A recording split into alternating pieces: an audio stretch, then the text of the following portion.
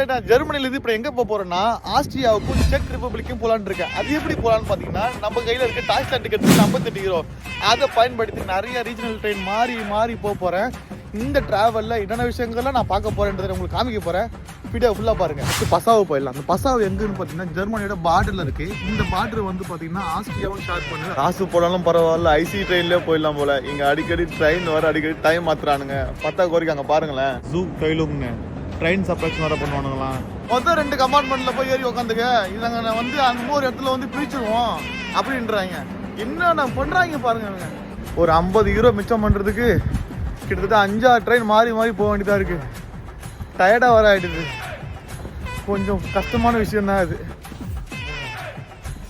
அரியகான் பக்கம் வந்து பிளாட்லிங் போகணும், பிளாட்லிங் வந்து பசாவை போகணும், இன்னும் 2 ட்ரெயின் பிடிக்கணும். அப்பா முடியல. இங்கே காலைல பார்த்தா நல்லா இருக்கேன்னு சொல்லி ஜாக்கெட் போட மாட்டேன். இங்கே வந்து பார்த்தா குளிர்து நண்பர்களே. பசாவில் நம்ம ஃப்ரெண்டோடைய வீடு இருக்கு. நான் இன்னைக்கு நம்ம அங்கே தான் தங்க போகிறோம். அவரை உங்களுக்கு காட்ட போகிறேன், வாங்க ப்ரோ. இங்கே பாருங்க, இங்கே இருக்கணும். வணக்கம். இவரை பற்றியும் அது மட்டும் இல்லாமல் ஆஸ்திரியா செக் ரிப்பப்ளிக் பற்றி நான் நிறைய விஷயங்கள் ஷேர் பண்ண போகிறேன். இந்த வீடியோ கண்டுக்கிறதுக்கு நன்றி.